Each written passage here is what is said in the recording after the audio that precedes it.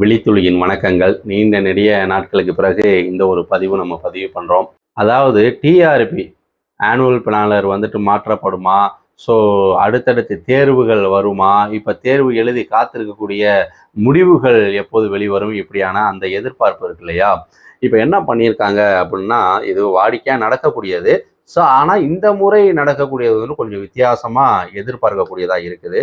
So ஒவ்வொரு டிபார்ட்மெண்ட்லையும் இருக்கக்கூடிய வேக்கன்சியை கணக்கு எடுக்க ஆரம்பிச்சிட்டாங்க. இது பொதுவாக நடக்கிறது தானே அப்படின்னாலும் இந்த முறை இருக்கக்கூடிய புதிய அரசு அப்போ அவர்களுக்குன்னு ஒரு நம்பிக்கையை ஏற்படுத்தியிருக்காங்க இல்லையா? ஏன்னா பணிகளை உருவாக்கணும், அதற்கான பணி நியமனங்கள் செய்யணும் அப்படிங்கிற மக்களிடத்துல ஒரு நன்மதிப்பை பெற வேண்டிய ஒரு கட்டாய சூழல் இருக்கிறதுனால ஸோ இந்த வேக்கன்சிலாம் வரக்கூடியது எங்கெங்கே எவ்வளவு வேக்கன்சி இருக்குது இந்த லிஸ்ட்லாம் வந்த உடனே அதற்கு தகுந்த மாதிரி வேக்கன்சி பொதுவாக எவ்வளவு இருக்கும், அந்த வேக்கன்சிக்கு தகுந்த ஃபினான்ஷியலாக எவ்வளவு தேவைப்படும் எல்லாத்தையுமே ஒரு சரியாக ஒரு அனலைஸ் பண்ணிட்டு ஒவ்வொன்றுக்கும் தேவை ஏற்படின் அப்படிங்கிற போது நோட்டிஃபிகேஷன் வருவதற்கு வாய்ப்பு இருக்குது. அடுத்தடுத்து வருவதற்கு வாய்ப்புகள் இருக்குது. ஸோ நீங்கள் எந்த தேர்வுக்கெல்லாம் தயாராக நினைக்கிறீங்களோ, அதாவது பிடி பிஆர்டி எக்ஸாமுக்கு அதுதான் நம்ம ஃபஸ்ட்டு இப்போ உடனடியாக வரக்கூடிய ஒரு நோட்டிஃபிகேஷனாக இருக்குது.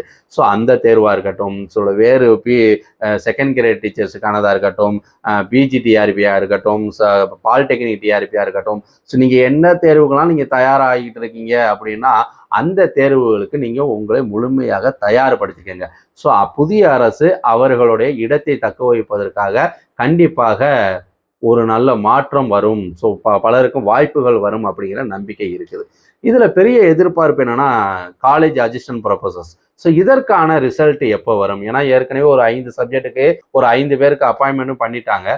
அடுத்த மற்ற சப்ஜெக்டுக்கெல்லாம் எப்போ ரிசல்ட் வரும் அப்படிங்கிறது. ஸோ கிட்டத்தட்ட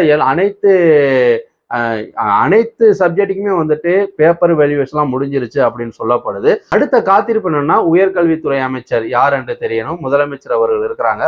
அவர்களுடைய பார்வை அவர்கள் அனுமதி கொடுத்துட்டாங்கன்னா அடுத்த ரிசல்ட் வருவதற்கான வாய்ப்புகள் இருக்குது. ஸோ இப்போதான் ஒவ்வொருத்தரும் ஒரு டிபார்ட்மெண்ட்டாக பேச்சுவார்த்தை நடத்திக்கிட்டு இருக்காங்க. அது என்னென்ன செய்யணும், எப்படியாக இருக்குது அப்படிங்கிறதெல்லாம் ஒவ்வொரு விடயத்தையும் ஆராய்ந்துக்கிட்டு இருக்கிறதுனால ஸோ அடுத்து இந்த டிஆர்பி போடும் அவங்களுடைய கிரீவன்ஸையும் முதல்வர் அவர்கள் பார்வைக்கு கொண்டு போயிருப்பாங்க. ஸோ அப்போ இந்த காத்திருப்பு, ஏன்னா ரிசல்ட்டாக காத்திருக்கக்கூடிய இந்த விடயத்துல இப்போ கோர்ட்டு எதுவும் இருந்துச்சுன்னா எல்லாத்தையுமே சரி பண்ணி எல்லாத்தையும் கொண்டு போயிடுவாங்க இல்லையா? ஸோ இதுல அடுத்து என்ன பண்ணி இதுல எதுவும் சிலர் கேட்குறாங்க, இந்த புதுசாக வந்திருக்க அரசு இந்த தேர்வு முறையில் எதுவும் மாற்றம் செய்வாங்களா அப்படின்ட்டு. அதுக்கு வாய்ப்பு இல்லை. ஏன்னா அதுதான் நானே ஏற்கனவே பல முறை சொல்லியிருக்கேன். ஏற்கனவே ஒரு 5 பேரை அப்பாயின்மெண்ட் பண்ணி லீட் கொடுத்துட்டு போயிருக்கிறாங்க.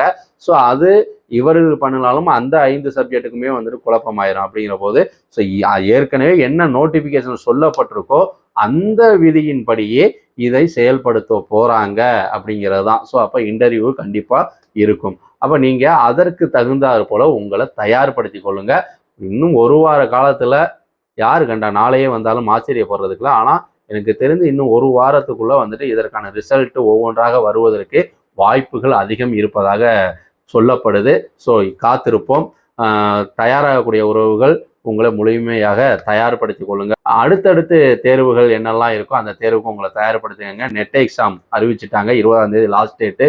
ஸோ அதற்கு பிஜி முடித்தவர்கள் அந்த தேர்வுக்கு நீங்கள் நெட் எக்ஸாமுக்கு நீங்கள் தயாராகலாம். இதில் 35 வயசுக்கு உட்பட்டவராக இருந்தால் ஜேஆர்எஃப் அதுக்கு நீங்கள் தயாரானீங்கன்னா, நெட் எக்ஸாமில் யூஜிசி நெட்டில் ஜேஆர்எஃப்க்கு நீங்கள் தயாரானீங்கன்னா அதில் நீங்கள் தேர்ச்சி பெற்றீங்கன்னா உங்களுக்கு வருமானத்துடன் கூடிய பிஹெச்டி படிப்பதற்கான வாய்ப்புகள்லாம் இருக்குது. ஸோ அது உங்களுடைய பொருளாதார ரீதியாக இருக்கக்கூடிய ஸோ அந்த சிக்கலையும் உங்களால் தவிர்க்க முடியும் இல்லையா? ஸோ அதனால் நீங்கள் அதற்கும் 35 வயசுக்கு உட்பட்டவர்கள் அதை நீங்கள் பயன்படுத்திக்கலாம். அதில் அசிஸ்டன்ட் ப்ரொஃபசர்ஸு இல்லை பிஹெச்டி படிக்க நினைக்கிறேன் அப்படிங்கிறவங்க ஸோ நீங்கள் இந்த நெட் எக்ஸாம் நீங்கள் பயன்படுத்தி கொள்ளலாம். இதே போல் தமிழ்நாடு அரசும் செட் எக்ஸாம் அதுவும் அறிவிப்பதற்கான அதிகப்படியான வாய்ப்பு இருக்குது.